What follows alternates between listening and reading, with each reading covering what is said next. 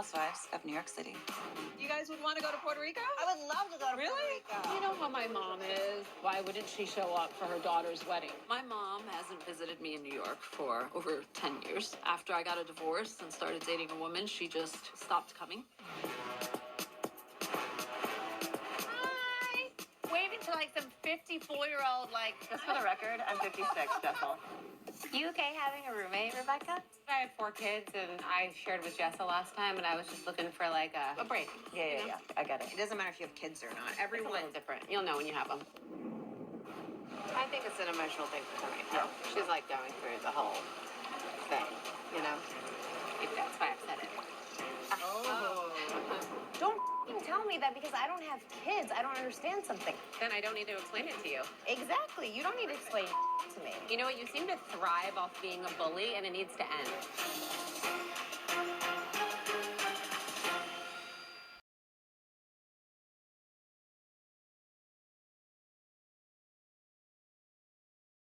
Copyright disclaimer under Section 107 of the Copyright Act 1976. Allowance is made for fair use for purposes such as criticism, comment, news reporting, scholarship, and research. Fair use is a use permitted by copyright statute that might otherwise be infringing. Nonprofit, educational, or personal use tips the balance in favor of fair use. Thank you. Now enjoy the show. Hey, what's up, y'all? Thanks for tuning in to another episode of RAERAEs Review, where I'm going to be talking about I'm sorry, I was looking at something funny. Real Housewives of NYC, Season 15, Episode 12. Thank you for tuning in to another episode of RAERAEs Review, where I'm going to be talking about Season 15, Episode 12. These ladies is boring as all no get out, but you know what's kind of interesting? You know, we have Rebecca giving Brynn the blues, and it continues. But anywho, like I said before, it's all good with this show. They should be taking a break soon. But before we go into it, please don't forget to like, comment, subscribe, and share. I'm on my way to 500 subscribers. Yes, on my way. That's pretty much all I need to start. You know what? Anywho, listen. Like I said last episode, Rebecca pretty much gave Brynn the blues, as she should have. I'm really not a fan of how Brynn has been behaving. We don't need to lie and cause so much angst in order to stay on this show. But, you know, that's what folks like nowadays. They want the mess. They want all the gory details, and that's pretty much what Brynn brings. Kind of boring, but it's all good. But my review is going to be short, because I don't have that much to talk about. This may be 15 minutes. But anyway, Rebecca, we leave off with them at the dinner table, and Brynn is upset because Rebecca is not giving her what she wants, and Rebecca is putting the onus on Brynn's shoulders, holding Brynn accountable, and Brynn doesn't like it. Brynn finds out that Rebecca is smarter than her. And pretty much when people recognize that their nemesis or the ops is smarter than them, they start getting upset, rolling their neck, you know, kind of just doing all the things physically, looking very bothered, while Rebecca's just sitting there like, You know how we make an L with our hands when we kind of rest our chin, our head in it? That's how Rebecca was. She was like, well, you know, you can just stop.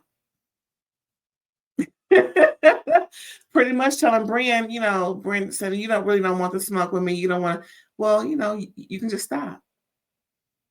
And Brynn didn't really know how to react to certain things that Rebecca was telling her. And I don't blame her. Get her Rebecca, let her know how the aunties do it. Because Rebecca is auntie age and Brynn is big sis age. See, it takes some living to get around this age and know how to handle people, know how to get them off of you. Rebecca know how to get Brynn off of her, and it was very evident.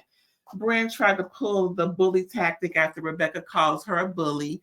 But Brynn tries to bring Jethro Uba into it in regards to talking about kids. But Rebecca's like, "Why are you bringing them into it?" And I was like, "Yeah, she's not talking about fertility or infertility. She's talking about when you do have children, you really want not to have that experience of being bothered or having to deal with someone in your room when you go on vacation. You want something different. You want some peace and quiet and some alone time. But you don't understand that because that's all you got right now." That's pretty much what Rebecca was relaying to Brynn. Brynn, girl, bye. Anywho, Sais talks to Raquel about her mom. Okay, they're done with dinner. They're back at the house. Sais talks to Raquel about her mom because Raquel's mom was on her way.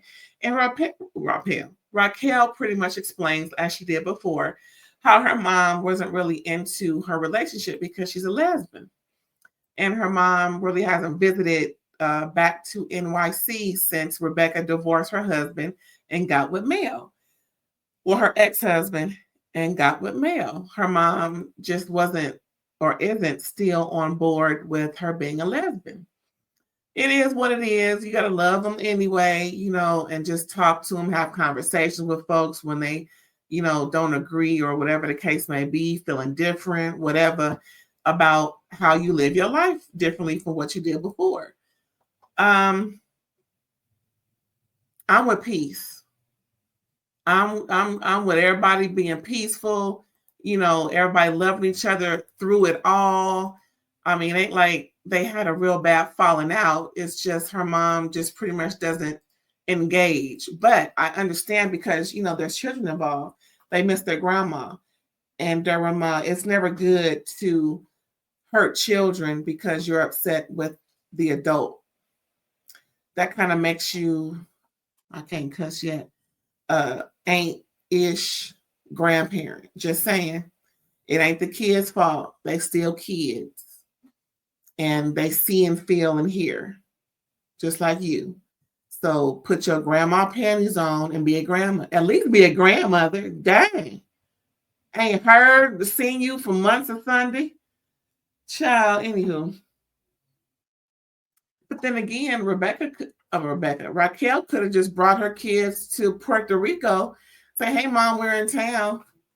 Or just say, "Hey, me and the kids is coming down." Maybe leave Mel at home. Maybe it ain't like, hey, it's just not a good time for Mel to come. But over the years, she could have went down to Puerto Rico with the kids. Leave on a Friday, have all day Saturday, leave Sunday night. You know what I'm saying? Have them miss school on Monday. So hey, just one day. You know what I'm saying? Surprise her or just visit. But, at some point it takes two to tango, and it's just not the mom. Raquel has some accountability too for all of this. Not saying Raquel is at fault. I'm just saying everybody, all the adults have accountability when there's kids involved. You have to exhaust all avenues. Don't just say it's the mom. Anywho. Sais is getting the lowdown, like I just mentioned, from Raquel, and Sais then brings up her Puerto Rican mom, how her mom but has substance abuse issues, and that got in the way of them having more of a fruitful life. And Sais regrets it because her mom isn't here anymore due to the addiction, and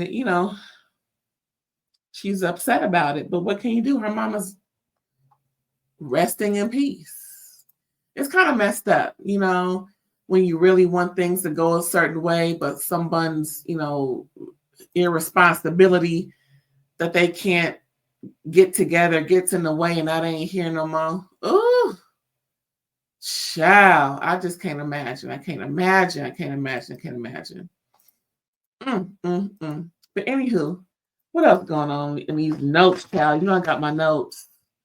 Okay, so all the ladies are approaching Raquel after excuse me, after Sign Raquel talk. They're all getting ready, eager to meet Raquel's mom and everything. Then her mom finally shows up, and it's very happy times, crying and carrying on and complimenting the mom. But one thing I didn't like, they start, kissing each other on the lips, like playing around, like, oh, hello. And I'm like, look, again, I hate when these girls do this, all this lesbian activity, and you ain't a lesbian. Stop doing stuff like that. Stop misrepresenting yourself and making fun of a culture of folks that, don't need to be mocked or made fun of. That's how I see it. I don't agree with that. Not to mention, they know that Raquel's mom has some type of issue with how Raquel, lives being a lesbian.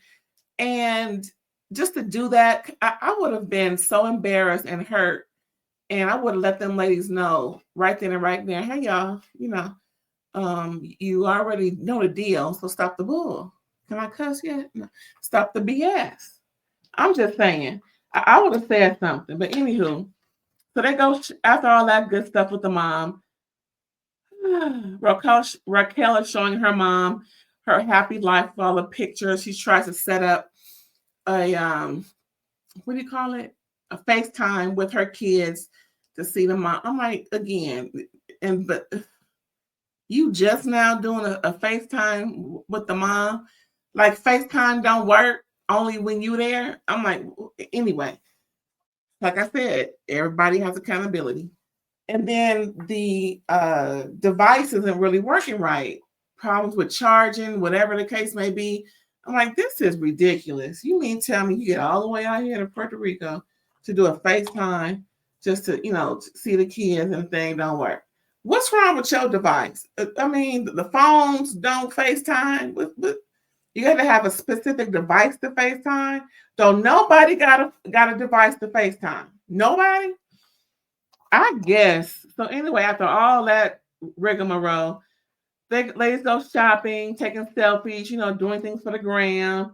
And Erin decides that she wants to show the ladies Abe's DICK because someone made a comment about shopping for Abe, meaning the size. Oh, this may be too small for him. And then that made Erin think about his dick size.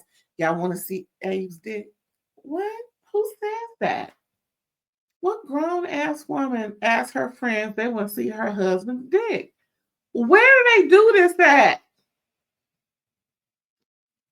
So she shows Jenna, and I forget who else she shows. And by the time it got back to Sais, who wasn't there in the first place, Sais was like, you did what? Girl, Me and Sai on the same doggone page. I know good and hell well you ain't running through Puerto Rico showing folks your man's dick. Jenna was impressed. No, I'm not going to say that. I'm going to say this. They all should have said, girl, put that dick picture away. I'm good. So pretty much, what's her name? Erin is just so happy. That's why we had sex so much. So then I started describing it, talking about it, got a hammerhead. Listen close. I've seen one of those before, up close and personal. Oh, that's a story time. Oh, see, look, Ray has lived. Okay, I'm just gonna tell you right here, right now. I ain't seen everything. I don't know what every dick look like, but let me tell you this. I know exactly what just by how they describe Abe's dick pic, I know exactly what that looks like. The one I saw was, I guarantee, much bigger. I'm just saying. But I know good and hell well. I know, child, listen. Those were good times, everything got to end. But I was sorry, girl. If you don't put that dick pic away, of course, Brynn was like, I know how to pick them. I knew it. I knew. Again, for somebody who went through SA, I don't understand how she is just so lackadaisical and just hypersexual. Again, I'm not a therapist. If I'm speaking out of turn, please let me know. I apologize wholeheartedly. Until then, Brynn, shut up. Oh, Lord. Some ladies are appalled, like me and Sai. Some ladies are just talking about it like woo woo, you know, like Jenna and what's her name? Brynn. Jenna, shut up. You too. So pretty much towards the end of the episode, Rebecca lets Brynn know that she wants to talk to her about the conversation that they had, and Brynn's kind of, you know, giving her, okay, you know, whatever, I don't care. Brynn, I can't believe Rebecca apologized, but she did. She pretty much let Brynn know the same thing. You've been coming for me. So, you know, I just had to, you know, let you know what was up. But I did not know that you were going through what you were going through in your journey of being a mom. So I apologize for what I said that hurt you. And Brynn accepted with some, you know, attitude. And then Brynn apologized too with attitude. And I'm like, Brynn, you the one who's been talking about this woman, calling her stuff Nordstrom Rack, when she's much more accomplished than that. Now, mind you, don't shade Nordstrom Rack now. It ain't like anything in there is $5 and below. Girl, shoot, I was a Nordstrom Rack like every other day almost. Anyway, that's pretty much it, y'all. Like I said, it's gonna be a real quick episode. We're gonna find out what happened in episode 13. It is what it is, y'all. I appreciate you coming through. Come back again. Bye.